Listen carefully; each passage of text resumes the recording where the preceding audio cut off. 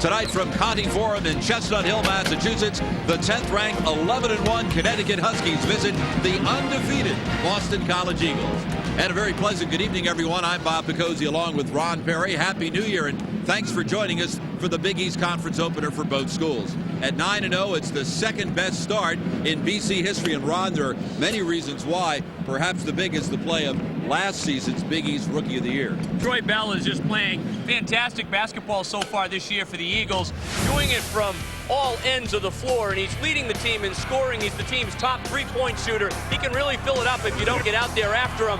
He's also got great quickness and leaping ability, as you see him stuffing one right there, and a penetrating guard that can finish. He's also distributing the ball very well this year. When you look at his numbers from a year ago where he played so well, he's scoring better, he's shooting it better, and he's dishing the ball to his teammates much more effectively. Clearly the go-to guy for the Eagles. Meanwhile, for Uconn, the operative number is 23. That's the uniform number worn by its leading scorer, Albert Morey. It's also the number of consecutive times Uconn has defeated BC. Will the dominance continue tonight? It's the most anticipated Big East opener for the Eagles in years. Let's check the lineups. First for the visitors from Uconn. Freshman Caron Butler has been sensational. He has scored in double figures in all 9 games in a Uconn uniform, including the third triple-double in school history.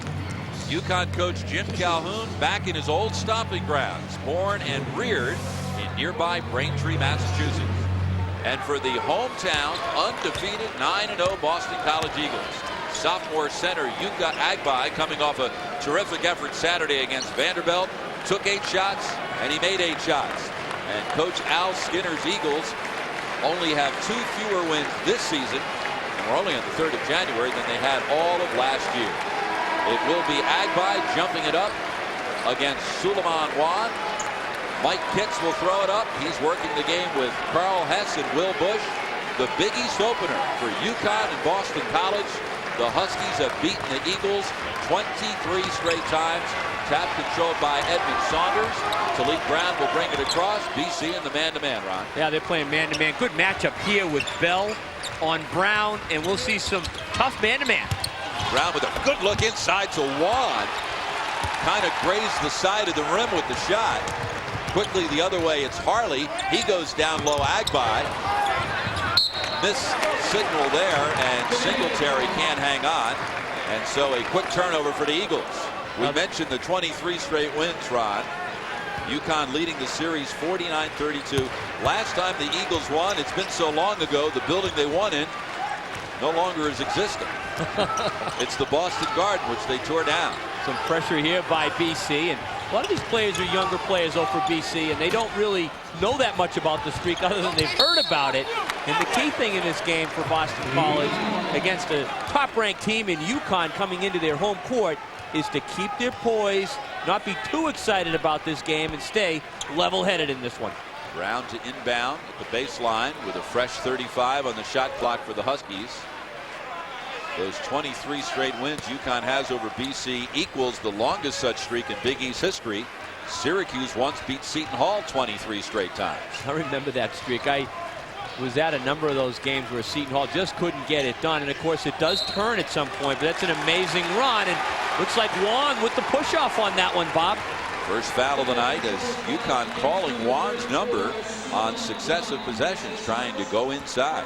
Well, there's a clear height advantage for Uconn in this game. They're bigger, they're quicker. Important that Agbai stays out of foul trouble, and that BC holds their own on the boards in this one. Agbai fouled out in only 21 minutes Saturday against Vanderbilt. Singletary almost airmailed that one. Harley with the tough catch in the corner. Here's Bell for 3. Got it! Troy Bell, the sophomore from Minneapolis,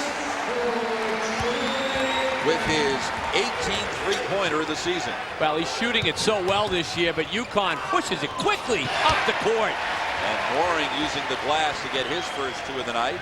Albert Mooring, the 8th leading scorer in the Big East. Closing in on the 1,000-point club. And the thing about Mooring, so steady, he's a veteran, he's a leader on this Uconn team, and he's the guy they want to get it to finish. On the right wing, Bell defended by Brown as the 2-point guards are going head-to-head at each end of the floor. On the floor, Agbai loses his footing. Right side, Harley for three. Saunders may have altered that one, but Bell with the offensive rebound. Looked like that ball might have been tipped by one of the Uconn players underneath the net. 1-2-2 pressure by BC. Oh, dangerous pass. Harley commits the foul, the first of the evening on the Eagles. Troy Bell 2 days ago was named the Big East Player of the Week. And the first substitution of the night, Tony Robertson replacing Talik Brown for Uconn. Well, that's a weak side rebound. The ball goes to the opposite side of the hoop, which often happens with shots from the corner. If it misses, tends to go to the opposite side. And Troy Bell, right place, right time. Harley on Mooring. Now Karan Butler on the left, defended by Kenny Walls. Robertson will play the point with Brown on the bench. Robertson coming off a terrific effort, 14 points in his last game against Stony Brook. Butler baseline. Back out Robertson. Shot clock now at 10. And a very lively crowd getting into it. Robertson with the runner. Rebound off the hands of Juan. Comes to Harley. Uconn gets back quickly on defense. BC doesn't want to get into a track meet in this game. Uconn would like the higher tempo. They're scoring better than 80 a game. BC is not as big, wants to take more half-court sets. Kenny Walls misses the three, gets his own rebound. And Agbai juggles the pass in the lane. He's had a rough going. Not a real good look, though, as that ball is down low. Butler to Saunders, and he hits Robertson on the right wing. Nice job by Robertson, and that's Uconn getting out and running. They're really quick, looking to push the pace if they can. Xavier Singletary throws up the three, but cannot connect. He's second in the conference in three-point shooting percentage, and Singletary will pick up the blocking foul, his first, and two on the Eagles. Well, when Connecticut gets the ball, when they play the good defense, they're really looking to push. That's a fine bounce pass by Saunders. That ball touched the floor, I think, only once or twice, all the way up as Uconn executed the break to perfection. Justin Brown, 7-footer from Australia, into the Uconn lineup, replacing Suleiman Juan. BC showing zone off the inbound pass in the forecourt. Now they switch back to the man-to-man. Backdoor cuts up Butler. Misses the circus shot, and way up in the air for the rebound is Kenny Harley, who leads the Eagles in that department, and a good look inside to Singletary. End to end goes Harley. Now Singletary's moved to the 4 or the power forward position, and he's able to go inside as well as shoot the J. Robertson with the tough catch. Baseline. Brown goes right for the hole. How about that? Justin Brown with his first 2 points of the evening. 18th and 19 points of the year. It seems like when BC scores that Connecticut's really able to answer very quickly with the push. We played just over 4 minutes. It's BC by 1. A high intensity level at the Big East opener here at Connie Forum. Singletary sets the screen, gets the return pass from Bell, and Brown up for the rebound. Knocked out of bounds by Harley, and that will bring us to our first timeout of the evening. 15:34 to go. First half. 1 over 10th ranked Uconn, and Troy Bell with 5 of his team's 7 points, Ron. Well, he's playing very well so far. You can see that he's made the 3. The rest of the team is just 1 for 5.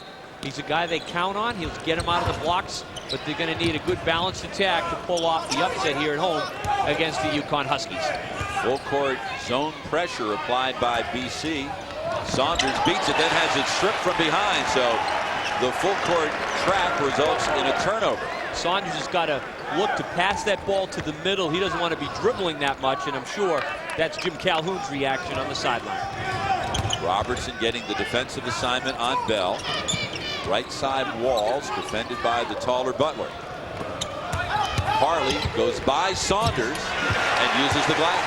Well, that was a good move by Harley for 2 reasons. Number 1, he finished off for Al Skinner's club. But number 2, important for BC to get some action to the goal. Same thing for Uconn at the other end. They need penetration to the basket. And again, this time the trap in the half-court set. Robertson, right side to Butler. Justin Brown up high. Robertson finds Butler down low. The spin, and he looks for the open man, Brown, but he shuffled his feet. For a freshman, Karan Butler has just outstanding court sense and really can pass the ball. BC is really sagging right now. Looks like a triangle and 2 defense out there by Al Skinner. An opening for Justin Brown. Right now, Al Skinner's saying, hey, let's make some other people step up and do things. And Johnny Selby's now checked in, and he's a guy that has been doing a lot of positive things for Connecticut off the bench. Instant offense is Selby. Right side Walls, his second 3 of the night. Long rebound to the weak side is taken down by Talik Brown, who has returned, replacing Robertson. Here's Butler as the Huskies look to attack. And he takes it right to the hole and draws a foul.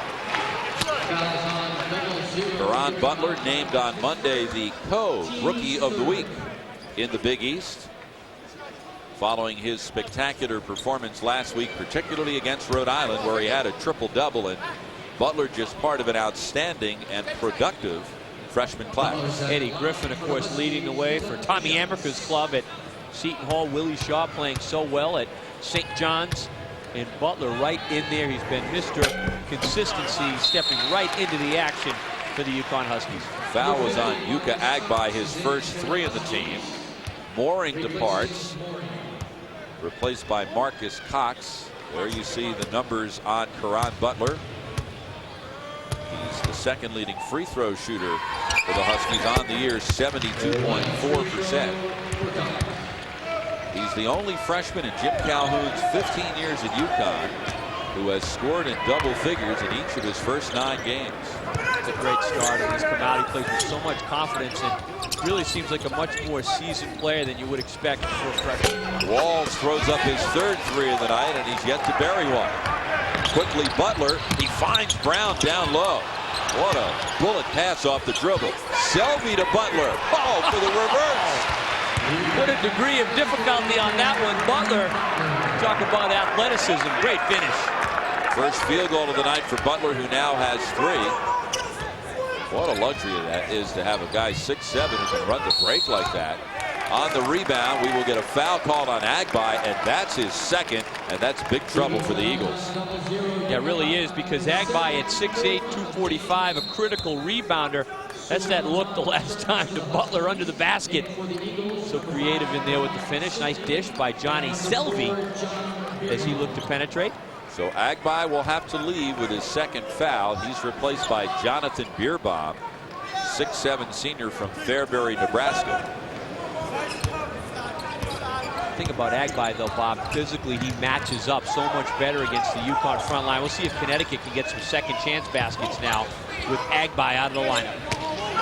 Cox and Brown in the Uconn backcourt. Juan has returned for the Huskies, replacing Brown, who gave Jim Calhoun some very productive minutes. 16 to shoot for the Huskies following the deflection.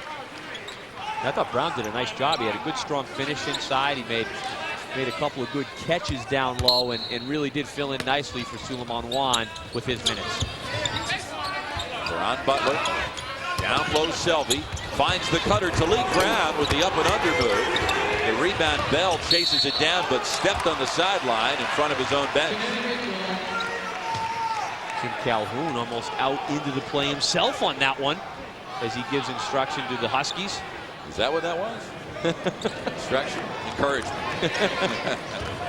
Into the game as usual with that high intensity level, which has become a trademark and really a big part of Jim, and just the success that he's carried with him from Northeastern and now here at Uconn in his 590 victories. Now Butler was attempting to pass inside, but the pass hit the rim.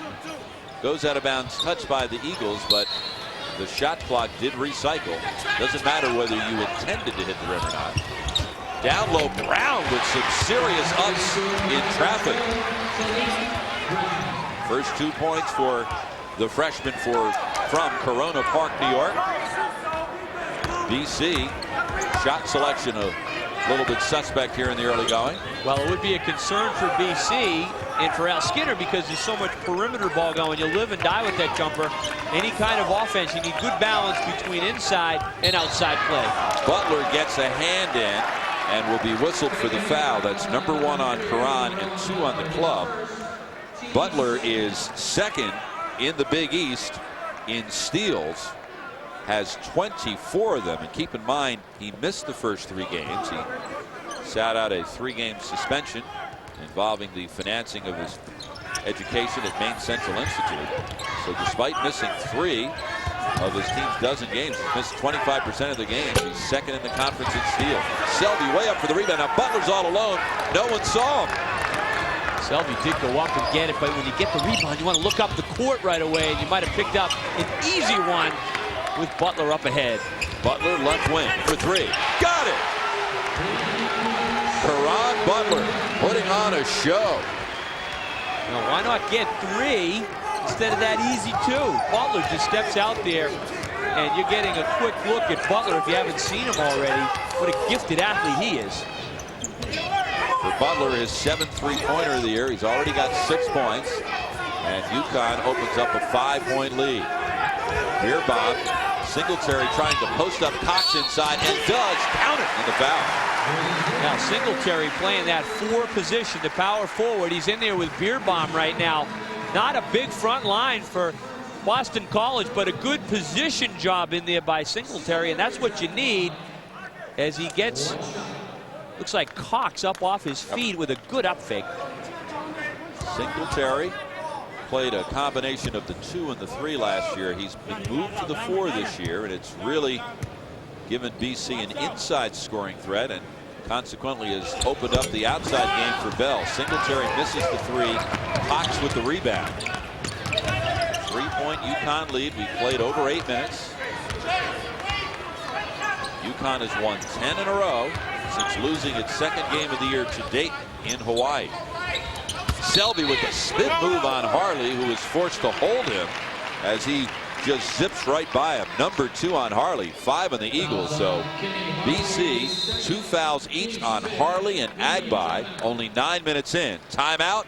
11:05 remaining first half. Albert Mooring and the Huskies up by 3. Pirates, 2 of the 5 Big East teams who have been ranked in the top 25 for the last month. Left side jumper, Johnny Selby, who is 2nd in the Big East in field goal shooting at 62.6%. Well, he's always tough around the basket, but as a southpaw, he's also got a nice touch from 15 feet in. Nice strip. Great strip by Talik Brown, his 21st steal of the year. Oh, it's sent back the other way. Here's a 3-on-0. Great hustle by Cox to catch up and commit the foul, which sure beats an easy layup. Take another look. End-to-end action. Nice dish here by Talik Brown. It looks like he catches the trailer. Albert Mooring coming down the lane, but nice strip by, I think it was Troy Bell setting up the break action. And Marcus Cox made sure that Walls didn't get the acrobatic stuff. It looked like Walls was ready to do something special with that one, but it got deflected on the way up. Walls is yet to miss a free throw this year. He's a perfect 8 for 8. He's been battling a touch of tendonitis in his right knee. Caron Butler checks back in for Uconn, replacing Edmund Saunders. Good solid numbers by Walls. This is a BC team coming into this game that's really been well balanced. They've played well as a team, averaging 10 assists a game as Walls converts number 2. But clearly Troy Bell has led the way, and he's been a guy that stepped it up offensively. There's the Uconn shooting story as the Huskies have heated up. Actually, it was Cox who left with his 2nd foul. Saunders still in. The Huskies with a smaller front line with Selby, Saunders, and Butler. No Juan, no Justin Brown. The kick by the Eagles will result in a recycling of the shot clock, and Uconn will inbound beneath its own hoop nearly midway through the first half. Uconn is 12-9 in Big East openers since conference play began back in 1979. These are 2 of the 7 charter members of the Big East. Selby had the right idea, but it just wasn't there. Sidney has checked in for BC, and I'm not sure that was the right idea. Beerbaum could not flag down the pass from the freshman Ryan Sidney. Well, Sidney wanted to make something spectacular happen here. He had Beerbaum. He just threw it too high. Might have been a safer play to just get it to Bell in the middle and let him create from there and draw the defense. Not a bad try, just the execution not there. That's a tough one timing-wise. 5th turnover for the Eagles, who entering the night had 51 fewer turnovers than their opponent. Here's a turnover for the Huskies. There's 6. Beerbaum ahead of the field. Oh! shielded Butler on that one and goes up with the stuff. Transition basketball by Boston Colleges. This is a pretty even battle so far. That gets the crowd alive, and as we look around, there don't appear to be any empty seats here. And remember, it's semester break. The students aren't here. 8,606 have flocked to Connie Forum to see this Battle of New England. Matchup zone right now by Boston College. It's confusing. Uconn. Brown with the wild shot in the lane. Rebound pulled down by Sidney. He had a career-high 11 of them off the bench Saturday against Vanderbilt. Bell beats Brown off the dribble, and Talik reaches in and fouls him. Number 1 on Talik Brown, 5 on the team. Boston College looking to run when the opportunity's there, and generally you do it when you get a steal, when the defense leads to the O. Beerbaum just shields Butler on this play, and you know, I gotta tell you something, I wasn't looking for the stuff on that when he went up and just sent that thing down. Good body control, nice job of shielding off the defender.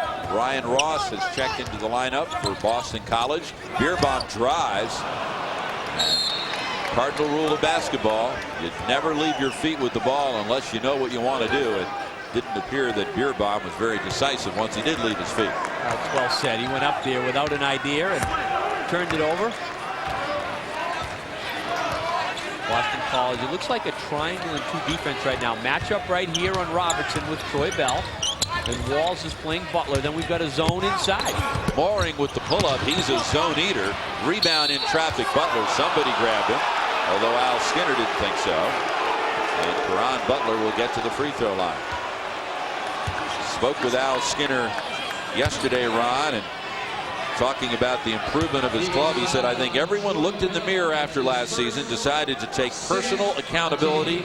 The result, better team chemistry and less selfishness. Well, there's no question. You can see the statistics. They speak for themselves. The team's averaging 10 assists a game, just 5.5 turnovers. Troy Bell again in that category, 3-to-1 assist to turnover ratio. And last year he had more turnovers than assists. So the team is playing well together. And the other big word you hear when you come into Conti Forum right now, Bob, the BC team is playing with confidence. 9 wins. Your opponents haven't been as tough as Uconn's right now, but it's a young team that's saying, hey, they may even think they're better than they are. They're playing with confidence, and they think they can get the job done. Yeah, Jim Calhoun spoke of that issue yesterday when I chatted with him. He said, this is a big game for them to prove that they're for real, their record's legitimate. There's no question they have the look of a confident team. Well, winning does that. I mean, one thing that's, you can play a very tough schedule and be 500 and have maybe a better RPI ranking, but to get the wins and say, hey, we believe in ourselves is huge, particularly early. Troy Bell with the pull-up jumper. He's got 7 of the Eagles' 17 points. We are at Conti Forum in Chestnut Hill, Massachusetts. I'm Bob Picozzi along with Ron Perry. Delighted you could join us for the Big East opener between Uconn and Boston College, and Albert Mooring with a deep, deep 3 for Albie. It was his 28th of the season. Well, he shoots better than 40% from that distance, and he is the outside threat on this Uconn team. He's been doing it for a while. 7.5 remaining. 3-point Uconn lead. Tony Robertson back in for Uconn. He gets the assignment on Bell. Beerbaum started to drive, then kick out, knocked away by Uconn. 11 to shoot for BC when we come back. Timeout, 7:27 to go in the half. Jonathan Beerbaum's got some serious ups. Here 17. We mentioned Albert Mooring at the top of the show, and there are few players in the country who can light it up from deep better than Albert Mooring. Nice cross-court pass by Butler to get it there. That skip pass, and Mooring, that's the difference in the game right now. That 3 providing the margin for Uconn. Walls could not handle the pass from Bell. Hit his knee and goes out of bounds. Turnover number 7 for the Eagles. Now, very important for BC in a game where especially Agbai has been down. They have a smaller front line, that they take good care of the ball each time down the floor. Robertson. BC looks like they're in a straight zone now, Ron. Yeah, it's a matchup zone.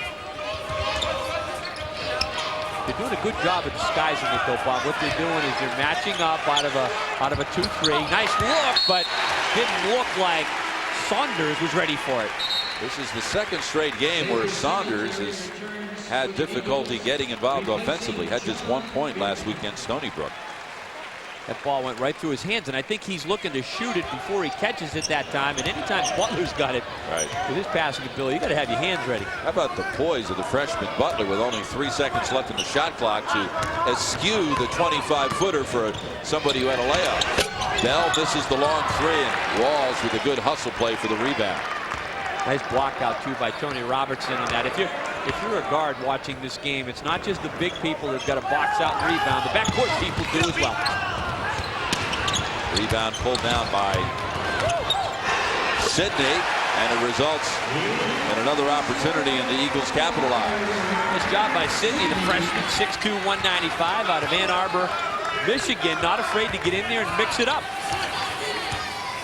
His first two. The Eagles have pulled within one. Justin Brown back in for Uconn. Tony Robertson with the three. For Robertson, his 6th trifecta of the year. He's got 5 tonight. Robertson's starting to do a very nice job for Jim Calhoun off the bench this season. And Singletary comes right back with his 19th three-pointer of the season. He leads the Eagles in that department. Butler off the glass. Are you kidding me? Showtime with that finish. Butler with 9 points, back and forth. The offensive execution has been outstanding in the last few possessions. Bell, pull-up jumper. Justin Brown, but Bell gets the rebound inside Brown. Nearly gets the three-point play. Great job by Bell following his own miss. He does a nice job once he releases the ball. And the shooter tends to have a pretty good idea where it might go. Caron Butler last time. Hey, forget about it. I got a couple of BC defenders around me. No problem. I'm going to go with the double pump from 15 and bank that baby right off the backboard. That's a tough shot. Troy Bell was 2nd in the country last year in free throw shooting, 89.4%. Thus far this year, 83.3%. He's 3rd in the Big East in that category. Selvey returns for Uconn, replacing Justin Brown. So Jim Calhoun again with the smaller lineup now, with Selvey, Saunders, and Butler up front. Bell's got a nice routine from the foul line. Very patient, consistent, and he gets himself into a good rhythm. As a result, he's one of your best free throw shooters in the country. First look of the night for Boston College at Ludmil Hadjisatirov, 6'2" freshman from Bulgaria. Spent a couple of years at Winchendon, Massachusetts, getting ready for this program here, and probably one of the more challenging names for us tonight, Bob. Right. His nickname is Udo. We might just stick with that. The Huskies turn it over for the 8th. Plenty of Big East action tonight. Georgetown, West Virginia tied at the half down in Morgantown. Pittsburgh leading Miami by 7 first half. Number 11 Seton Hall with a 3-point first half lead over Providence. And St. John's with the big lead over Virginia Tech.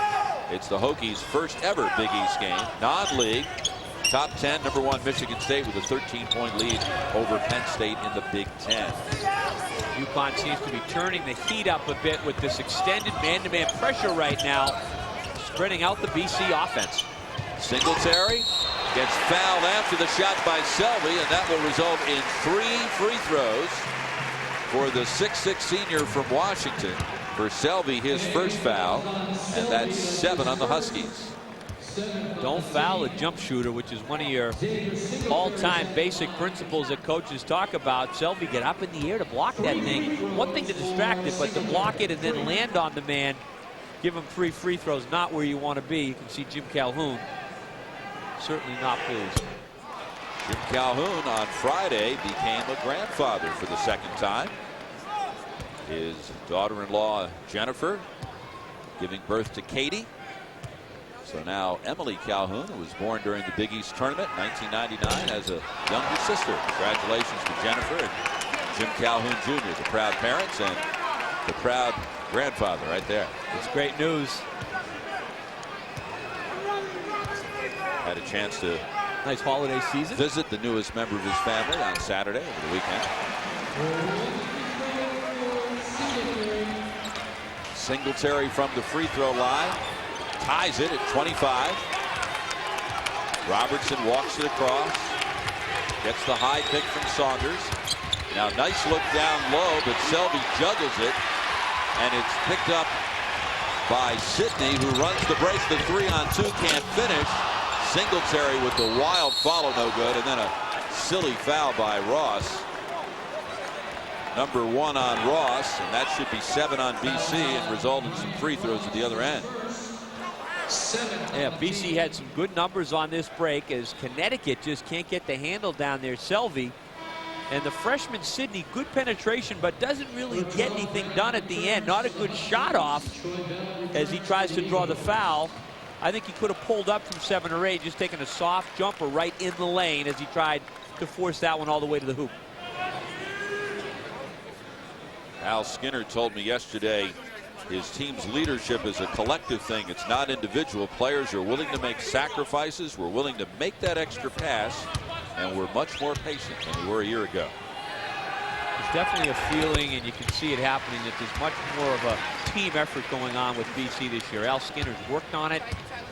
He still has some young key players out there handling the ball a lot, like Troy Bell, and this is a much more cohesive, confident team at this stage of the season. 8 of BC's 9 games, all wins, right here at Connie Forum. Eagles just 3-13 in the Big East last year. Determined to try to turn that around this winter. 2-point Uconn lead inside 4 minutes. By the way, Butler now 10 double-figure scoring games in a row. He's there again already at this one. Right. How about the consistency? Bell with the pull-up. That run looked a lot more like the Troy Bell of a year ago. Yeah, that was a tough floater right there. Up the sideline to Talik Brown. Butler up high. Looks for Selvey inside. Can't get it to him. Mooring over Walls, who fouled him after the release. And for Kenny Walls, that will be his first foul, 8 on the team. And to the free throw line will go one of the great free throw shooters in America, Albert Mooring, who is 91.2% from the line this year. 52 of 57. Well, actually make it 53 of 58 with the one that he's already made tonight. That's just outstanding. He's another guy that just has great rhythm and concentration from the line. And free throw shooting in collegiate basketball, really across the country, has almost become a struggle for a lot of key players. Athletically gifted, but you're seeing tonight Mooring and Bell, 2 of the finest. 7 points for Mooring. Timeout. 3:28 to go in the half. Uconn by 4. What a difference the year makes, and in this case for Boston College, only 1 month into the season, and what a substantial difference in the individual categories, and most importantly in the one-loss column. Well, they really are. They're putting the points up on the board. Of course, you know, to go 9-0 to start is a great way to get it going. Field goal percentages are up. Assist to turnover ratios, everything much improved. Playing more as a cohesive unit. In this game, though, they've got to get it to the hole more. They're taking jump shots, and Connecticut bearing down right now on D. Oh, there it is again. Xavier Singletary with his second 3 of the evening, and he's heating up. He's got 11. The Eagles pull within 1. Well, BC's done a nice job in this first half. They've played with a smaller lineup, but they're athletic, and they've been able to balance the scoring. Now Mooring accidentally bounced the ball off his own foot and into the BC bench. So the Huskies turn it over for the 10th time, and Robertson will replace Mooring. Uconn on the year so far 5th in the Big East in turnover ratio, and already with 10 turnovers in the first 17 minutes. Ryan Sidney's done a nice job. The freshman checking into the lineup for Al Skinner. Good athletic matchup, and a nice job. This is Sidney with the ball down the lane, misses the runner, rebound Butler. Here's a 3-on-2. He has Selvey right and Talik Brown left. Look at the play by Troy Bell. Oh. How did he get all leather on that one? Talik Brown with a good penetration into the basket, and a windmill type of block by Troy Bell. As you can see, Caron Butler again with that nifty move, but it was good play. Now here's Bell ahead of the field. Robertson reaches around, and Jim Calhoun is in that danger That was close. area. Mike Kitts giving him the benefit of the doubt, look pointing over and very clearly saying, get back or you'll hear a whistle. Calhoun thinks it was all ball, and now Kitts warns Calhoun a second time.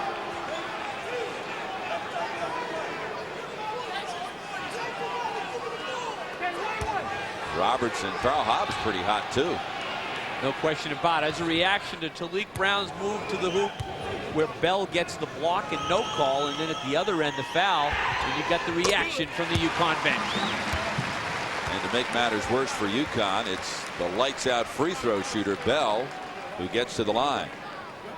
Of course, there's an all Boston connection there in that Uconn bench. Dave Lato played for Jim Calhoun at Northeastern, and Carl Hobbs went to Cambridge Ringe and Latin with Patrick Ewing, coached by Mike Jarvis in their high school days. Later coached under Jarvis at Boston University. Tom Moore's a New England guy as well. From the Worcester area, a lot of familiarity. Crowd getting involved right now. The longer that BC hangs around in this game, the more confident they become. And for Uconn with 2 to go in the half, they want to try to grab that halftime lead if they can on the road. This is BC's first lead since it was 9-6. And Selvey cleans up off the Butler miss. He's got 4. Quickly, the other way. It's Sidney. And Jim Calhoun wants time. Wow, that was a quick push by BC, and Jim Calhoun saying, hey, we got to get back defensively. No excuse to let that kind of quick basket happen. 1:58 to go in the first half. It's been years since the atmosphere has been like this at Connie Forum. In first half, Johnny Selvey giving Uconn the instant offense off the bench every single night. But you got to box him out, and that time BC doesn't put a body on Selvey. If you want to find a guy that's got radar to the basketball, it's Selvey. He's got a nose for it. He wants it, and you can see his numbers. He can put the points up to back it up. Selvey is the Huskies' second leading scorer, even though he comes off the bench. Robertson gets the high screen from Saunders. Right side Mooring, who returns for the Huskies. Butler for 3. Rebound, Saunders inside. Singletary blocks it from behind. Uconn ball, but 34 left on the shot clock. Saunders thought he was fouled from behind. Yeah, there's some reaching in, and sometimes you get called for just reaching in. BC might be fortunate on a couple of these to be coming up with a lot of leather. Saunders coming up on 3 consecutive halves since his last field goal. Didn't have one in the last game against Stony Brook. Doesn't have one tonight. And Saunders juggles the nifty feed from Butler. Yeah, he's got to come up with that ball. That's a nice pass by Butler again, but it seems like Saunders just not ready for the look. That would have been a dunk. Saunders opened the season, had 4 double-doubles in a 5-game stretch. Singletary missing a deep 3. Rebound kept alive baseline. Last touch by the Huskies going off the hands of Tony Robertson. Coming up at halftime, Ron and I will take a look at the Big East Wire, also the Volkswagen Big East leaders, plus scores and highlights from around the conference. That's coming up at halftime. 1 minute away here at Connie Forum. Singletary, what a block by Butler, who then dives to try to save cannot. 28 left on the shot clock. Sensational defensive play by the freshman from Racine, Wisconsin. Doing it at both ends of the floor. You can see he's got a very complete game. Defensively, offensively, got to be impressed with the way he sees the floor too with the passes. Inside the final minute of the half. It's been a great one thus far. 82nd meeting between these two schools, located about 80 miles apart. Left side jumper, beer bomb. Missed everything and on the rebound. It's going to be Carl Hess is going to get one of the Huskies on the rebound. Albert Mooring, number 1 on Mooring. That's 9 on Uconn, and to the free throw line to shoot the 1-and-1 will be Xavier Singletary, transfer from Howard University 3 years ago when he was a sophomore at Howard. Was 9th in the country in scoring, averaging 22 per game. Much more comfortable on the floor right now for BC, letting the action come to him. He's struggling from the line, though. Nice dish! The rebound batted around, and Beerbaum with his second throwdown of the night. Kenny Walls, though, with a beautiful two-handed, underhanded feed. And the crowd getting involved here at Conti Forum. Looks like Uconn will hold for the last shot right here. Shot clock off. BC by 3. Huskies spread the floor. 2 men on each side of the lane, and Robertson on the ball with 10 seconds left. Got to look to penetrate right about now. You want to leave time to rebound. Goes on Bell. Great execution by the sophomore from nearby East Providence, Rhode Island. And with that, a heck of a first half comes to an end. What a tussle this has been. 9-0 BC. 11-1 Uconn, who has won 10 straight games. And remember, has beaten the Eagles 23 straight times. We're halfway home. Boston College 34, Uconn 30. West Division of the Big East Conference. Syracuse sitting on top. Their own. Jordan, look at that. Troy Bell, Boston College leading Uconn by 1 point at the half. Welcome back to Conti Forum. Bob Picozzi along with Ron Perry. Glad you could join us for this Big East opener. And Ron, you could just tell by watching BC play. They may or may not end that 23-game losing streak to Uconn tonight, but they are a much improved team over a year ago and a much more confident team. They really are. They're athletic. They're getting after it at both ends of the floor. Matchup zone was effective, so they believe they can play with Uconn. Should be an entertaining second half. And one of the keys as we look at the highlights, 10 offensive rebounds for the Eagles in the first half. Well, they really hit the boards with Agbai going down early at 6'8". Looked like Uconn might be taking advantage, but Troy Bell early with an offensive putback. He was really getting it done for the Eagles. He made a 3. He got that basket. Johnny Selby with a nice dish inside to Caron Butler, who showed different facets of his game in the first half, scoring, passing, and rebounding. Singletary effective off the glass. One of the low post baskets for the Eagles. And Butler with the runner and the up and under move for 2 of his 11 points. Johnny Selby there with the putback after the Butler miss, a rare Butler miss. There you see, Ron, the 10 offensive rebounds for Boston College. And Uconn from 3-point range has only thrown up 4, although they buried 3 of them. Well, that's right. Connecticut shot the ball very well in the first half, but BC with some good second chance efforts made their free throws for the most part. A pretty even first half. And not surprisingly, BC with 6 steals, some pressure that we've got ourselves a 1-point game with BC up. February 23rd, 1988. That's the last time BC has beaten Uconn. Will the get involved? And Uconn also needs something out of the center position. Suleiman Juan, 0 points. He got into early foul trouble, and Justin Brown got 1 basket off the bench. Did a good job. So if you get those guys involved and Mooring starts to hit some jumpers, that would be the formula for Uconn. For BC, they want to continue to have balance and get the ball in the hands of Troy Bell as much as possible and keep that man, Yuka Agbai, on the floor as much as possible. 0-0. Good, strong rebounder. Agbai will start the second half. Played only 6 minutes in the first half before he picked up 2 quick fouls. Agbai with the ball and away from the play. Edmund Saunders will be whistled for his 2nd foul of the night. Saunders, one of the veterans on this team. Key factor off the bench in Uconn's national championship season 2 years ago. Bell defended by Talik Brown. Down low, it's Agbai. Faces the hoop and fires. Now that's getting involved right away. Agbai saying, hey, I want to get into the rhythm of this game. And with 2 personal fouls, he sat quite a while. He's got 3 for the second half to work with, and Al Skinner has preserved him well.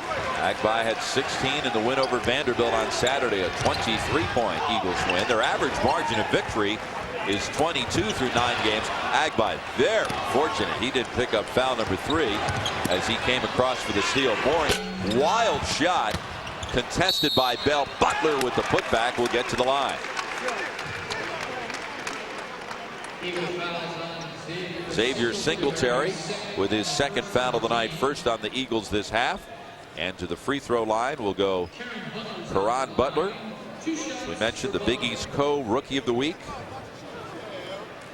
Look at Al Skinner in his 4th year here at Boston College. A member of the University of Rhode Island and the University of Massachusetts Athletic Hall of Fame. Great player at UMass.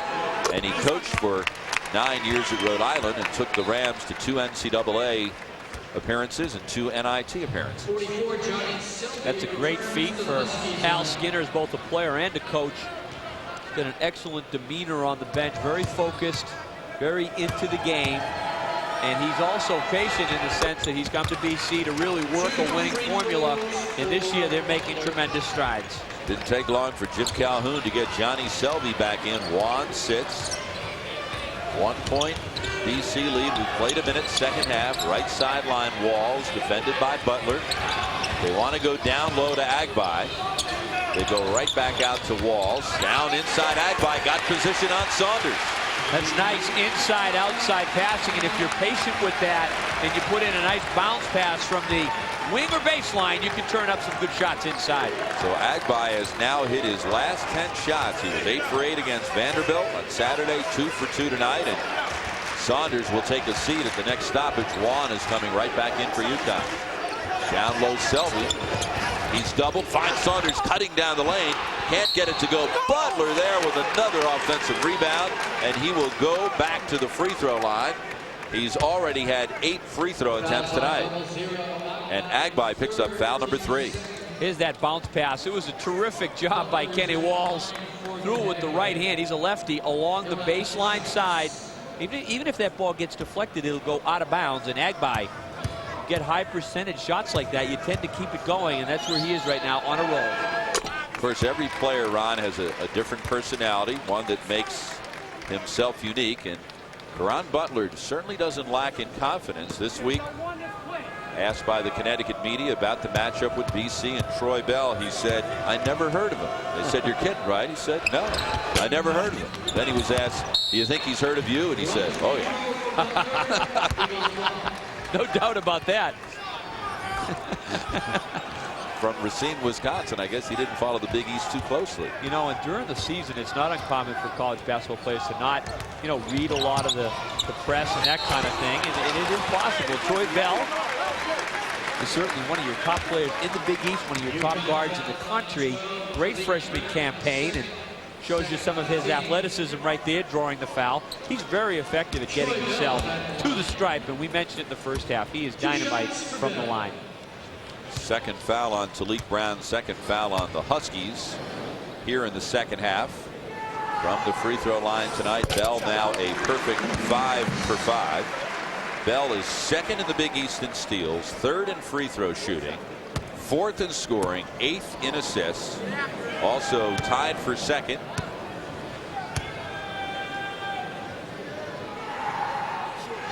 I'd say he's been getting it done with those numbers as he continues to be perfect from the line.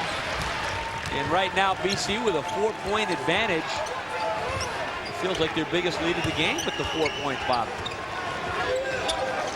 Talik Brown down low, and Agbai picks up foul number 4. So just 2 minutes and 1 second into the second half, he will have to sit. He's only played 8 minutes tonight. We felt one of the keys, certainly in talking with the BC people, they felt Agbai had to be on the floor. So he only plays 6 minutes in the first half and last 2 minutes here, Bob. So it's going to have to be that same balanced activity by BC on the boards with a smaller lineup here. Beerbaum replaces him. He scored 4 points, no rebounds in 10 minutes in the first half. Butler to Talik Brown. It's a 4-point Boston College lead. Mooring, tough 2, contested by Walls. Rebound in traffic, Selby. Rebound batted out to Mooring. The floater over Beerbaum. Selby was close to an offensive the way he pulled his way in there, but a much stronger front line for Uconn. See if they can take advantage inside. 9 points from Mooring. Butler nearly took it away from Harley. Beerbaum on the right. BC by 2. Uconn is 10-0 here at Connie Forum. Building opened in 1988. The Huskies have never lost here. Down low, Beerbaum wants to go on the taller walk, and Butler with the strip from the weak side. 3-on-2 Uconn break. Butler the trailer. Excellent job running the break by Talik Brown. Highly touted guard out of New York City. Able to find the trailer that time and keep his poise. And it was all set up by Butler's quick hands at the other end. He's got 16 points, and we're dead even at 40. We're right where we started. Juan will be called for the reach-in on the perimeter. That will be his second 3 on Uconn. Take a look at Butler's quick hands. Uconn generates so much of their offense off the defense. Beerbaum making his move, the strip by Butler. But you got to love the way Talik Brown saw Caron Butler coming down the lane, and Butler able to finish. Butler 16 points, 5 rebounds, a couple of assists. High pick set by Beerbaum. Back to Beerbaum on the floor, goes right by Juan. Selvey blocked it from behind. Either Juan or Selvey will be called for the foul. Let's see who Will Bush will get. Out of town, Big East, Georgetown up 14 at West Virginia second half. Pittsburgh at home leads Miami by 5. Seton Hall by 5 over Providence at the half. St. John's with a 19-point lead over Virginia Tech at Alumni Hall. Outside the league, #1 Michigan State rolls by 25. And Illinois with an early first half lead over Minnesota. The foul was called on Juan, so he picks up 2 quick ones, a total of 3. 4 on the Huskies this half. And now Saunders will return to replace Juan. Boston College currently 36th in the RPI. They actually received 9 votes in the most recent ESPN USA Today poll. And of course, the level of competition, some would say, is suspect, contributing to that 9-0 record. But right now, they're playing the number 10 team in the country, and they have a 1-point lead. 24 minutes in. Butler baseline. He's got 18. Absolutely taking control of the game. He really is. He's unstoppable when he makes his moves in this one. Talik Brown will be called for the reach-in. That will be number 3 on him, and Uconn getting in quick team foul trouble here in the second half. Already that's 5 on the Huskies in 4 minutes.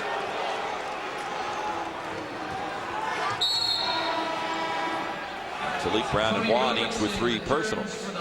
So many good things happen when you penetrate. And at 6'7", of course, Butler able to get inside, and his athletic ability allows him to jump over and really through people. Great move right there.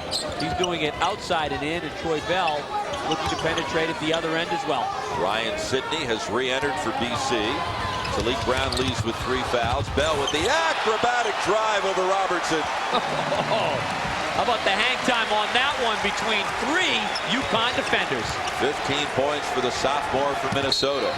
Away from the ball, a holding call on Kenny Walls. His second, 4 on the Eagles. That will bring us to our first official timeout here in the second half. 15:40 remaining. It's a 1-point Boston College lead. Troy Bell leading the way. You're watching Big East basketball from ESPN+. Underclassmen who was selected preseason, first team all Big East, showing why tonight. Just an outstanding move. Made his move from the top, got the penetration, and then able to slither between 3 defenders. I think he kind of enjoyed that one himself as you look at him coming back down the court. The field goal shooting story here in the second half. BC is yet to miss. Lob pass, Beerbaum gets a hand in, up the floor, Sidney, and he's all alone. 6 points for the freshman from Ann Arbor, Michigan. The matchup zone by Boston College, which was so effective in the first half, yields some good results right there. It's a 2-3. They're matching up. And for Connecticut, you can run either your man offense or your zone offense, but just get good spacing and look to penetrate. Boring off the glass, no good. Butler with the offensive rebound. Up over Beerbaum, counted in the foul. What a show Troy Bell is putting on at one end and Caron Butler at the end. Other. 20 points for Butler. And as much as Butler was outside in the first half, he's really taken his game into the paint here in the second half with some strong rebounding. Keeps that alive, contains himself. And the best part of his game is he knows how to get the shot through the boards, through the nets after he releases it. And I like that reaction as well. Psyched up for this one. Butler completes the three-point play, and we're all even at 45, 5 minutes in. Uconn with 8 second chance points already this half. Bell defended by Marcus Cox. Beerbaum up high with Saunders on him. Down low Singletary, and Saunders took it away. Here's Butler running the break. 4 on 3. Mooring, left side pull-up. Rebound in traffic to Singletary, and once again, it's Sidney basket hanging. Nice job by BC again to come up with the rebound and outlet it. Sidney into it, the crowd into it.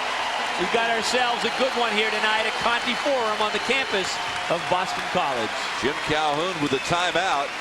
Nothing annoys him more than to see his team, shall we say, get Uconn getting beat on the easy transition. Usually it's the Huskies doing this. The thing about Singletary that time is he rebounds in traffic, which was a great job, and then he sees up the floor immediately with a terrific outlet pass.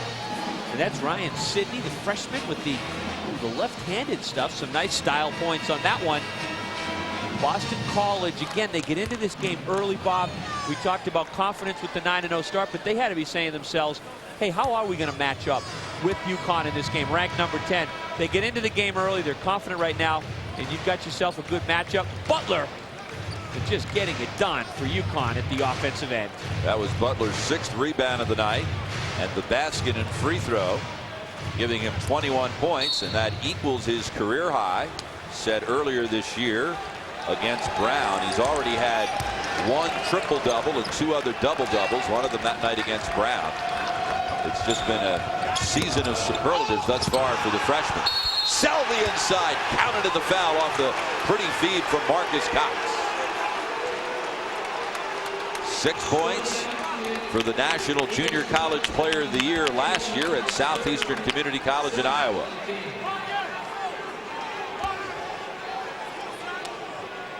Strong penetration here. Crowd wanted an offensive foul there, but Johnny Selby with the finish, and I think they picked up Kenny Walls with the reach. That's 3 on Walls, so 4 on Agbai, 3 on Walls for BC. Uconn 3 each on Talik Brown and Juan. And just like that, it's Uconn by 1. 6 minutes into the second half. Bell with the pull-up, and Saunders will be called for the foul. That's 3 on Saunders, so 3 Huskies. Juan, Talik Brown, and Saunders, all with 3. And once again, you're sending the wrong guy to the line because Bell is just about automatic from the free throw line. Seen it 3 or 4 times tonight, Bob, where the defender, instead of just getting a hand up in front of the jump shooter's face, making him work, making him think, adjust to shoot it, has reached in and fouled. Ooh, a bounce that time for Troy Bell on the finish. But you can't foul the jump shooter. Just make him change his shot. Don't try to block it. Walls leaves. Harley replaces him for BC. Juan back in for Saunders for Uconn. So Bell 7 of 7 from the line tonight. He had 12 free throws in a win over St. Peter's when he equaled his career high with 31 points. And he finally misses one. And Selby's there with the rebound. Dave Lato having a talk to with Edmund Saunders on the bench, trying to get him involved in a positive way in this game. Butler with the miss, 3 on 1. Bell with Butler back. 18 points for Bell. I'll tell you what, Caron Butler has been sensational tonight. But I'll bet you he knows who Troy Bell is now. I'd say he's got an idea. I think they both know who each other is, even if Bell already knew. Selby up high, defended by Harley. Baseline, Butler leans in, missed the shot, wants to know where's the foul. It looked, Ron, like his motivation there was to draw the foul. And great hands by Butler to deny the entry pass. 28 seconds left on the shot clock for Boston College. Now it's a good even matchup. It seems that like both teams are just exchanging blows right now. Some good offensive moves at each end of the floor. Good tough battle. This one with 13 to go. It's too early to tell, Bob, but it feels like it could go all the way down to the wire. Harley with the nice look inside to Sidney, who now has 10 points off the bench. 4-point BC lead and the crowd coming alive. Now this is the thing for Uconn. With the track record they've set up over the past decade, they're the team to beat in the Big East. Anytime they go on the road, they've got the sixth man to deal with as well, which is the crowd. So the crowd here getting into it, and it's poise time right now for Uconn. See if they can find Butler or Mooring. Time running down on the 24. Mooring can't get it to go, and a rebound foul will be called on Jonathan Bierbaum. His first, and that will be 16 fouls on the Eagles this half. Make it 7. And so Uconn, Ron, will spend the rest of the night shooting free throws. Every time there's a BC foul, Uconn on the year only 65.7% from the line entering the night. Only 7th best in the Big East. And this is what the Huskies have done tonight from the line. And Butler is just camped out there. If you look closely, you can probably see those size 14s, the imprint. He's got 12 attempts already. Well, he's Agbai on the bench with 4 fouls. He's really not been able to get into the flow for BC, which really you would have thought that would have given Connecticut a tremendous advantage, but Bierbaum and company teaming up well on the boards to hang in there for Boston College. But Butler has been there because he's been so active. So with the free throws, Butler now has eclipsed his previous career high. He's got 23. And he's on pace to set himself a new standard here that might begin with a 3 number the way he's going tonight.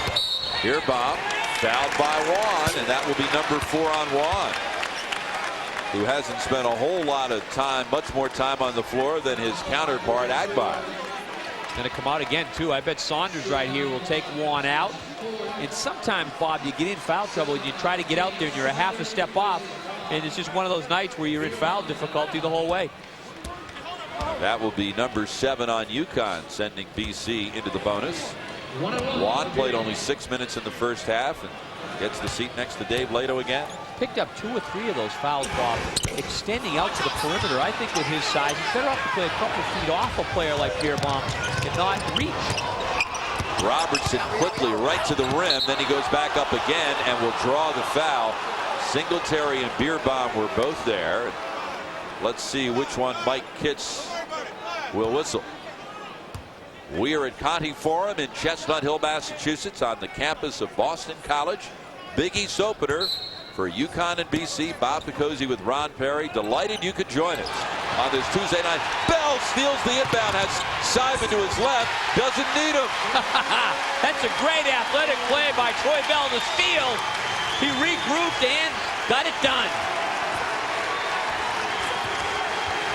Troy Bell with an even 20. It's BC by 4. Mooring left side Robertson. Down low Saunders. Turns, jump up. Still looking to get on the board. Here comes Harley. 1-on-2. Goes right by Mooring. Draws the foul. For Albert Mooring, that will be his second. And 8 on the Huskies here in the second half. And that's a good example of the confidence we talked about. Kenny Harley leads the team in minutes played this year. Jim Calhoun, of course, realizes, hey, this is a big-time battle right now for the Huskies. But Harley takes it right to the goal that time, saying, hey, we're going to challenge in this game, and that's BC's attitude. This is a good battle right now here in the second half.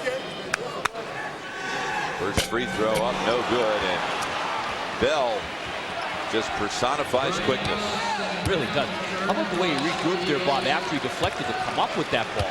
Great balance.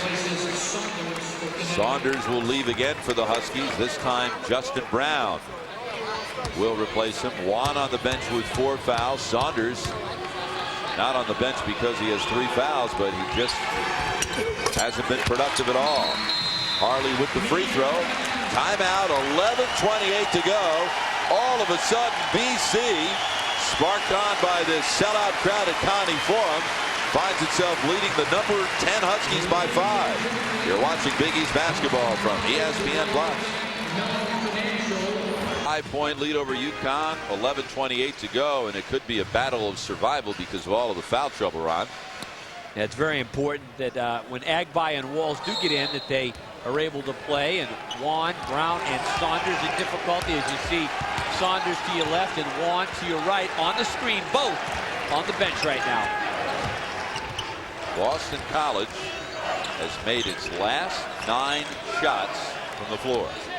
Now they've been getting some driving layups, some fast break action. They continue to stay with the matchup zone, forcing Uconn to take some jump shots. The foul's becoming more evident now. They're calling an offensive foul here. On the screen, Johnny Selvey picking up his second. That's 9 on the Huskies. And whichever team makes its free throws could be the one to survive tonight. There's the push off right there. That's a good call. Just clearing out there against Harley. Harley comes in averaging what, over 7 rebounds a game. So he's a guy that really goes inside and mixes it up. Harley makes the first. He'll get another. Jim Calhoun, talking about this 23-game winning streak over BC, says each time we beat them, the target on our back gets a little larger. I would imagine the streak's a bigger issue for them than us, but I would also assume from their perspective a win over us would be their biggest in years. That's a good point. The expectation level so high for Uconn to keep performing, not only in this game with the streak, but in every game they play.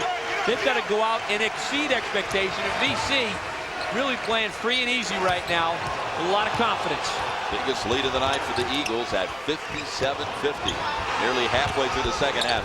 Selvey misses the acrobatic shot. Rebound knocked out of bounds by the Eagles. Might have been a break there. Looked like Selvey trying to get the rebound on that one. Might have poked it out, but a lot of action around the ball, and Connecticut needs one right here. And they're going to get it. Butler can't get the shot to fall, but he'll go right back to the free throw line where he spent the entire night. Over the years, Ron, Uconn has been so efficient at getting great looks at the basket when they inbound underneath their own hoop. Well, that time it looked like Robertson was in danger of the 5-second call. You got to get it in within 5 seconds to your teammate. And suddenly Butler appears wide open on the weak side. I thought he was going to drain that bank shot too. Ron Butler with the miss, 10 of 14 from the line thus far tonight, as Beerbaum will get a rest and Al Skinner will go to Brian Ross, whose playing time has subsided over the course of his career here at BC, averaging only 12 minutes per game. 6'8" junior from North Quincy, Mass, who once led Massachusetts in scoring in high school, averaged 36 per game his senior year. Quincy High School, and he's good size, and he'll match up and give BC some rebounding. He's also got a nice touch from 15 feet. Matching up with Justin Brown. 6-point lead. Ross for 3. Back rims it, and Selvey way up in the air for his 6th rebound of the night. Right sideline Mooring. Selvey puts it on the floor. Lost it. Gets it back. Throws it up no good. And then fights for the rebound. I think we're going to get a held ball. What do we have here? Ryan Sidney with the walk after he came up with the ball, the freshman. Certainly has an air of confidence about him. Kind of a wild scramble this time for the ball, and who else but Johnny Selvey to come up with it. And there's Sidney and Selvey. Check out the little walk there by Sidney. It is a held ball. Possession arrow aiming toward Uconn, so they get a fresh 35. Uconn back in. On the floor with 4 fouls. Wants to go on Ross. Mooring beats his man off the dribble, then dumps it inside, but's called for the charge after he releases the pass. And for Albert Mooring, that's his 3rd. So 4 on Uconn, 3 each on Talik Brown and Edmund Saunders for Uconn. This matchup zone has really caused some problems for Uconn. Mooring trying to penetrate there. They've done a good job to bottle things up inside. Out of the zone, you can collapse and take lanes away. And it's really taken a lot of inside effectiveness away from the Uconn Huskies. That's 10 team fouls on the Huskies, so Ross will shoot 2. So we've had 18 fouls already this half. We had 17 in the first half. Last night in the Alabama game, Ron, there were 59 personal fouls called. I mean, well, we're seeing things called more closely this year. A lot of that bumping and blocking and reaching, no question, it's being cleaned up inside. You've got to adjust as a player, or else you're going to see a lot of free throw shooting, and we're seeing it tonight. Al Skinner says what we have now is a better understanding of what everyone's role is going to be. Al, through 3 tough initial years here at BC, always remains so remarkably positive, and it's all paying off in the first 9 games of the season, and in particular in the first 30 minutes against the 10th ranked team in the country. Well, the word is poised. He's always very poised, and you can see that now as his players mature. They're also very poised. Uconn has missed its last 7 shots. Selby with the travel. That's turnover number 17 on the Huskies. Timeout, 9:37 to go. And this crowd smells it. It's a 7-point BC lead. To get information on your favorite Big East rotation, particularly the first 7 who have played most of the minutes tonight, Ryan Sidney's the only guy who wasn't on the team which went 3-13 in the Big East last year. It's basically, personnel-wise, the same team playing at a significantly higher level. Well, playing like a team and playing with that year of experience under your belt, sometimes when you go on a losing roll like they did last year, it's tough to turn it around. Bell misses the runner. Deron Butler with rebound number 8, so he's 2 rebounds away from yet another double-double. Uconn having a tough time getting out and running in this game. BC getting back. They're quick defensively, and again, they get into this matchup zone each time down the floor. Butler with the runner. The Huskies have missed 8 straight shots. Rebound Kenny Harley, who leads the team in rebounding on the year from his position as the 2 guard. Bell penetrates, kick out, Singletary. Xavier Singletary with his 3rd 3 of the night, and Boston College leads by 10. Well, right now they can do no wrong. They're playing good defense. Talik Brown misses the shot, draws the foul. And we'll get to the line where he's really struggled this year, shooting only 34%. Nice penetration by Bell. He drew 3 Uconn defenders, and Singletary able to finish with the 3. But the key to that was getting into the lane, and you can see all the blue jerseys respecting Troy Bell, and he's doing a much better job this year of kicking that ball off, whereas I think a year ago we would have found a way to shoot that ball. Talik Brown from the free throw line, 16 of 48 with that miss. He's really struggled. Ron, you and I were at the Hartford Civic Center last Thursday when he made a free throw late against Stony Brook. The crowd of 16,000 gave him a big ovation, and Talik threw his hands up in the air to say, finally, you're of the opinion. Well, we understand that he shoots lights out in practice, so no question. He had great form on that second one. He's got the tools to do it, and it's a confidence thing for him right now where it hasn't gone down. He's thinking about it, but I believe as he continues his career at Uconn, he's going to end up being a very good free throw shooter. Right now, he's just out of sync from the line. Well, you were up, what, around 88% from the line in your career? I felt I had to get those gimmies, Bob, when no one was on me. Inside, counted in the foul. If it's Juan, he's gone. Juan was there from behind. Butler was in front.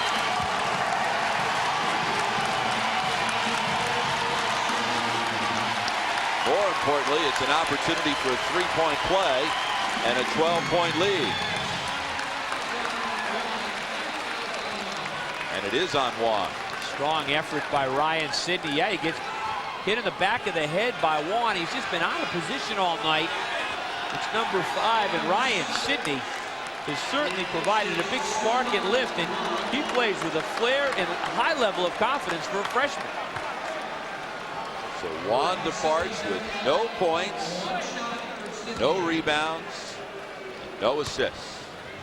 The Huskies really getting very little production out of that spot in the middle thus far this season. Yeah, and you throw in Saunders, who has not scored inside. It's really come down to Butler, and Mooring with just 9 in this game. He's really been blanketed. Now Harley on him. It's tough for him to find any openings. They need Mooring down the stretch to make a run at BC. Saunders down low, hasn't scored tonight, still hasn't. Rebound kept alive. held ball, possession arrow this time, pointed toward BC. Uconn Agbai back in playing with 4 fouls for the Eagles. 11-point BC lead with 8:01 remaining. And Will Bush just teed up Jim Calhoun.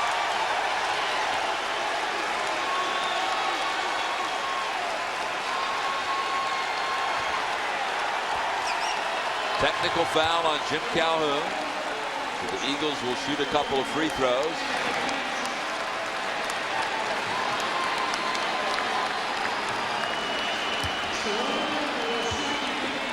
Mike Kitts is directing Calhoun back to the bench. Calhoun wants to speak to Kitts. Kitts points. You know, Ron, you and I were chatting. Mike Kitts' temperament as an official has changed in a good way so much from when he first entered the profession. He's remarkably calm, and there's a pretty good example. He pointed. Jim Calhoun said, "Get back, or else," and the coach obeyed. He's a veteran. He's been through the wars, and he just said, "Hey, get back over there." He certainly does not want to give Jim another one and have to send him out of the gym. And right now, Jim Calhoun trying to find a way to fire up this Uconn ball club. It's a 13-point deficit. BC can do no wrong. BC should work some clock right now, but continue to be aggressive. And Connecticut got to start bearing down defensively and chip away at this lead.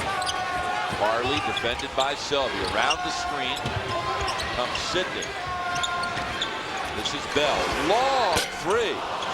Rebound. Sidney battles and controls. He gets a fresh 35. Singletary. Another three. His 4th three of the night. Jim Calhoun wants time. Boston College leads by 16.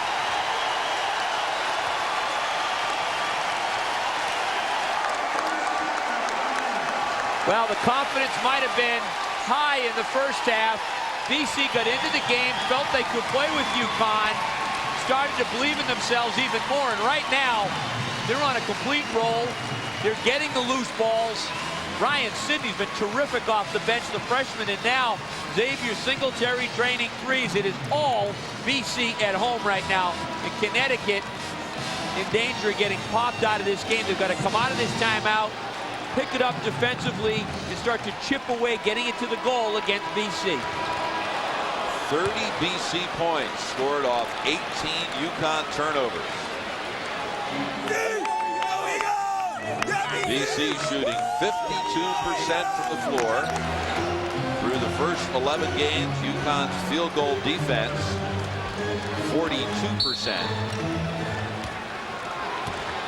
That's only 11th best in the Big East, and that is an area of grave concern for the Huskies because normally they're among the leaders in the country, and it's always down in the 30s. BC man-to-man right now. They're doing a good job denying Mooring wherever he goes. All right, they're back to the 2-3. It's a matchup, and Mooring's got to get involved. Look for his offense.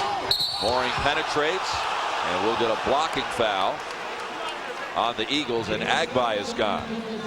So neither Agbai nor Juan provided much help for their club tonight. Agbai leaves with 4 points and no rebounds. Nice penetration by Mooring. He's the senior. He's a guy that's saying right now, I've got to provide leadership. I've got to be the go-to guy. Caron Butler's been outstanding. He's really stepped it up. But Mooring, a guy that can really provide some leadership right now for Uconn. Down 16.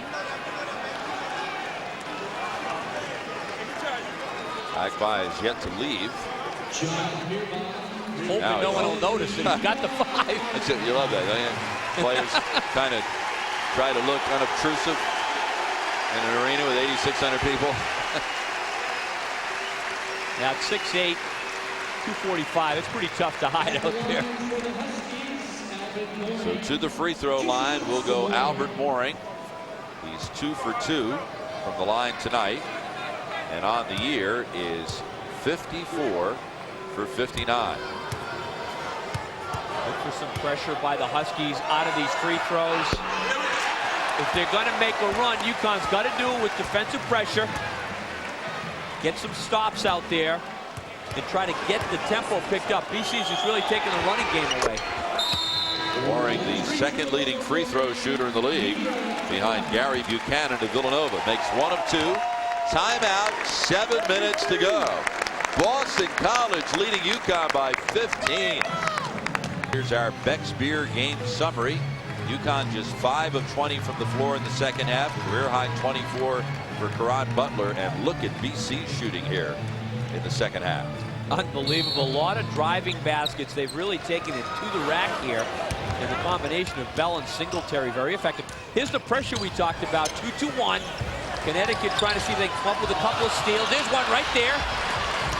And Butler ahead, stolen right back by Sidney, and this will result in an easy run-out hoop by Singletary. Now that's a big turnaround as Connecticut gets the pick. You need to convert when you're down and give it right back to BC. 19 points for Singletary. Biggest lead of the night is 17. Robertson with the runner, finally ending that Uconn drought. The Huskies went more than 7.5 minutes since their last field goal. Well, it's just amazing that they've been able to, stay that cool. BC with the good zone defense. Robertson a lift. Bell, pull up. Tipped up by Beerbaum, no good. Then rebound on a hop to Mooring. We reach the 6-minute mark. Uconn down by 15. They've won 10 in a row since losing to Dayton in the opening round of the Maui Invitational. Robertson 3. Rebound loose inside. Butler with his 25th and 26 points of the night. Who else for Uconn? And with that, Butler also picked up his 10th rebound. So Caron Butler now has 3 double-doubles along with a triple-double in his first 10 games in a Uconn uniform. You got the feeling it's just all going to keep getting better with Caron Butler in a Uconn uniform. However, right now for the Huskies, time their biggest problem, down 13, but there's still time to make the run now. Chip away. 5 minutes to go in this game. And for BC, they've got to remain aggressive. Boy, the turnovers in this game, incredible by Uconn, Bob. Shot clock running down. Bell wants to go on Robertson. Shoots over him. Missed everything. Shot clock violation. For the Eagles, that's turnover number 11. And if Uconn is going to come back, Ron, it will have to be triggered by good defensive stops like we saw in that BC possession. The only way to do it, you've got to stop and then go down and convert.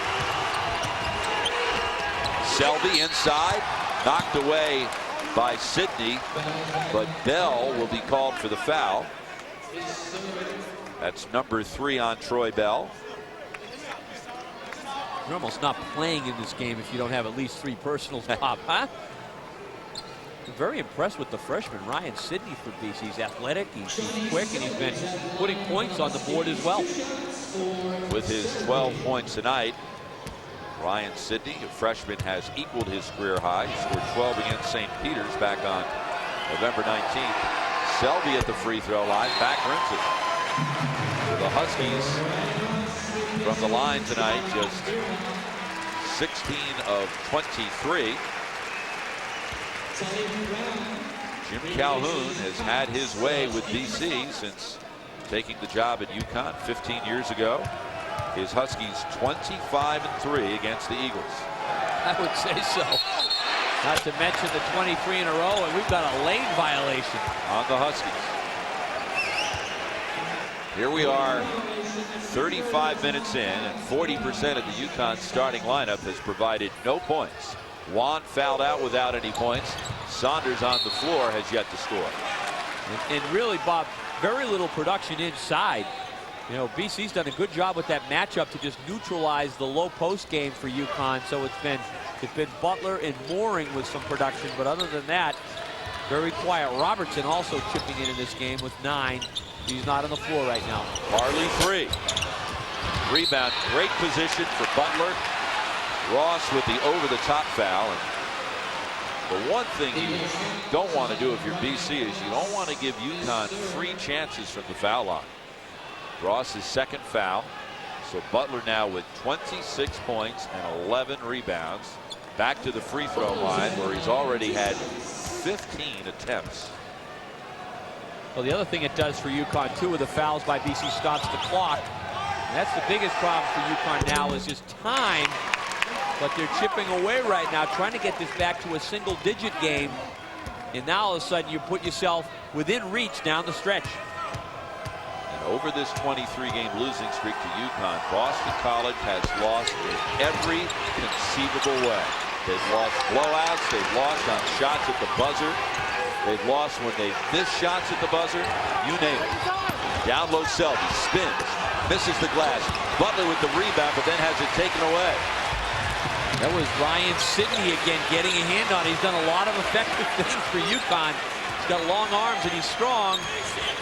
For BC, what they've got to be careful about is work the clock, but don't lose your aggressiveness, which is what helped them build the lead in the first place. Connecticut, tough man-to-man. We've reached the 4-minute mark. The Eagles lead it by 12. Shot clock at 10. Harley, dribble drive by Saunders. Kick out Ross for 3. Ryan Ross with his 5th three-pointer of the year. The lead is up to 15, and Butler called for the travel at the other end. Turnover number 21 for Uconn. Timeout, 3:43 to go. The crowd can smell the upset. Local BMW Center, and by Beck's, a beer apart. Bob Picozzi and Ron Perry back at Conti Forum in Chestnut Hill, Massachusetts. Ryan Ross's 3 has extended the BC lead to 15. That was a big basket for BC. They needed one there. Connecticut starting to come back, and they just drained another one. Uconn with the full court trap, and they'll try to double the ball whenever they can. Simon, defended by Cox.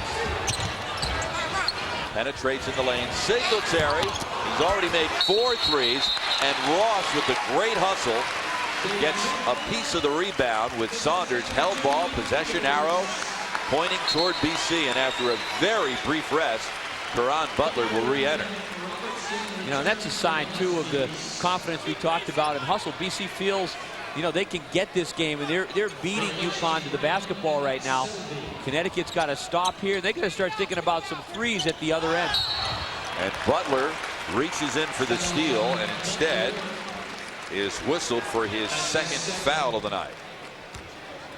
If BC can make its free throws, this game could be over. Kenny Harley, 6'5" senior from the Bronx, was the first player to sign on the dotted line. Recruited by Al Skinner here at Boston College. Boy, he looks stronger and quicker this year. Playing better than 30 minutes a game. He's been very solid.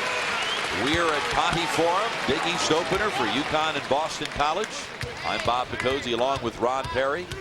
Boston College has lost 23 straight times to the University of Connecticut, equaling the longest such streak in Big East history. Syracuse once beat Seton Hall 23 times in a row.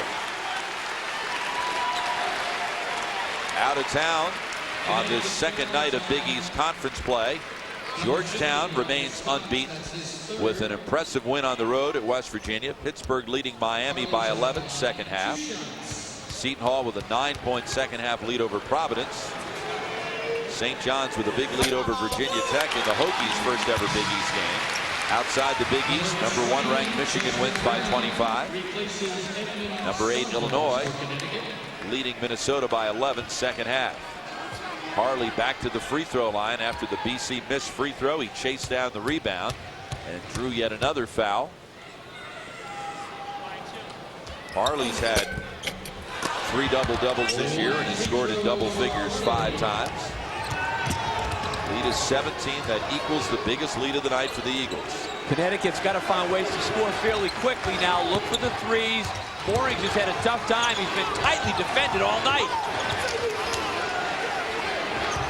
Cox penetrates, looks for Justin Brown inside, knocked away by Brian Ross. 13 seconds to shoot for the Huskies. Uconn has yet to attempt a 3-point shot here in the second half run. 3 of 4 on the night. Boston College has attempted 17 3-pointers. Mooring's the guy, but he's just had a guy in his face all night long, unable to get him off. Brown inside, spun on Ross, and a foul is called. The last time Boston College defeated a nationally ranked team, nearly 3 years ago, January 17th, 1998. A win over then 21st ranked Marquette. So they are 2 minutes and 47 seconds away from ending that drought. And of course, a much longer drought, one which has lasted nearly 13 years, not beating Uconn. You know, but Uconn, you look at that ranked opponent and you just can't, it's really hard to even compare Uconn from the standpoint. It's Uconn's number 10 in the country, a Big East foe, and also the 23 games in a row. Talk about a huge confidence boost if BC's able to pull this one off. Right now, Connecticut's biggest issue is the fact that BC's working clock, and there's only 2.5 left in this game. Foul on Bell at the other end was his 4th. BC would love to keep Bell in to shoot the free throws down the stretch. Nearly a 90% shooter from the line. Shot clock inside 5. Harley on the right. He traveled. Late call. But then he drained a 3 falling away. Al Skinner's upset, but Al, if you get a look at the replay, you won't be so upset. Yeah, he definitely pulled the pivot foot on that one. 2:14 remaining. On the year, Ron, Uconn has attempted, entering tonight's game, 79 fewer 3-point attempts than their opposition. That a byproduct of the addition of the first-year players to the program, Selby and Butler, who are so strong inside. Cox starts to drive, and he's stripped from behind. And the nightmare continues for the Huskies inside 2 minutes. BC will just make Uconn chase here. And the crowd of 8,600 on its feet. Now that's the right strategy for Boston College. Work the clock. Try to shorten the game. And for Uconn, the hole got dug in the second half, just too deep. They weren't able to produce inside. And BC just got more and more confident they were finishing. So as a result, they put themselves in this position here late in the second half to put this game away.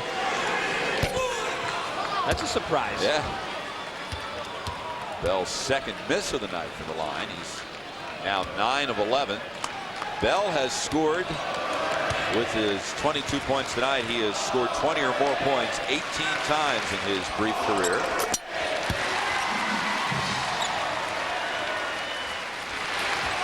Point lead. Would be interesting to see if, with this win, if BC can follow it up with a win Sunday in Miami, whether the Eagles might crack the top 25. Remember, they mentioned they received 9 votes in the ESPN USA Today poll last week, but a win over number 10 Uconn. Of course, so much depends on how other teams in the top 25 do this week. But who knows? Well, might get them there. You know, certainly the 10-0, and certainly the impressive fashion with which they've been able to get the job done here against Uconn will give BC consideration. If they continue to play like this against other Big East opponents, they're certainly going to get themselves there. And next up will be a trip to Miami. Hurricanes being guided by first-year coach Perry Clark. Terrific win for the Big East Football Conference last night in the Sugar Bowl, with University of Miami staking its claim perhaps to a share of the national championship should Oklahoma lose in the Orange Bowl to Florida State tonight. Very impressive victory as they got the job done against Florida. Robertson, long 3, wild shot. And Bell is fouled with 1:23 to go. Now let's take a look at the BMW ultimate drive of the game. Who else? Troy Bell. Just a great steal on the inbounds. Every time I look at that replay, though, I'm more impressed with the way he kept his balance and then went down and got the deuce at the other end. He's definitely got a scorer's mentality, but he's turned in another fine performance. The go-to guy on this Eagle club, Troy Bell. Bell now with 26 points, coming off a 29-point effort last Saturday in the win over Vanderbilt. This is Uconn's first road game of the season. The Huskies played 3 neutral site games in the Maui Invitational. Brown drives and gives inside to Caron Butler. Butler now with a career-high 29 points. He's equaled his career high with 12 rebounds. And he has been absolutely magnificent.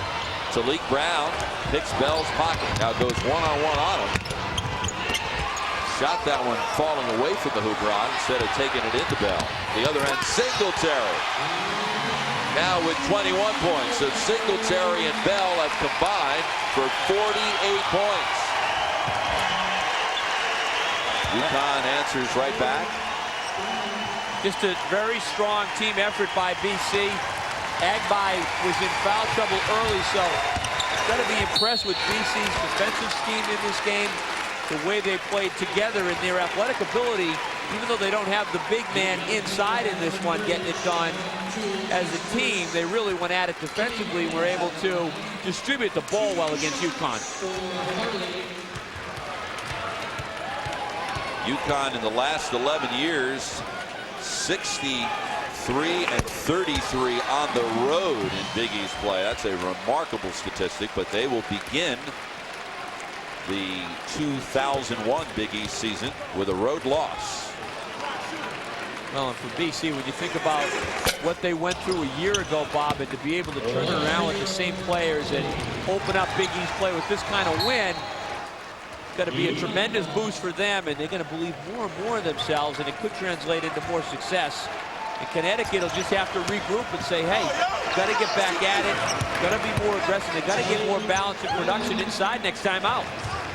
17-point lead. Shot clock is off. February 23rd, 1988. Ronald Reagan was in the final year of his presidency. The Washington Redskins were just 1 month into their Super Bowl championship. They had beaten the Broncos, and that was the last time Boston College beat the University of Connecticut. It came at the Boston Garden, and 13 years later, and 23 straight losses later, Boston College has knocked off the 10th-ranked Uconn Huskies.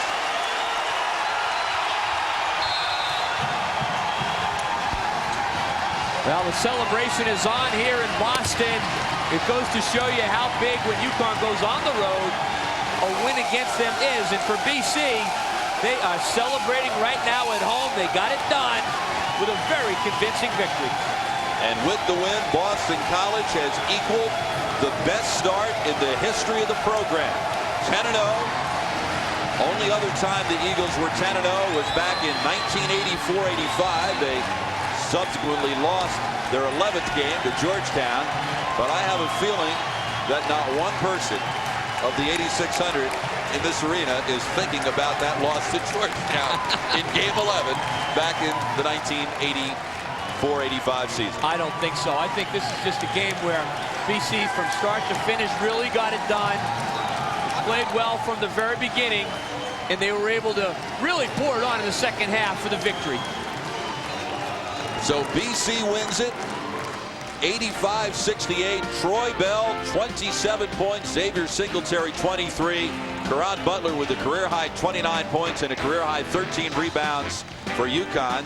The Eagles now 10-0, 1-0 in the Big East. Uconn falls to 11-2, 0-1 in the league. For Ron Perry, I'm Bob Picozzi. Thanks so much for joining us, and so long from Chestnut Hill. This has been a presentation of ESPN.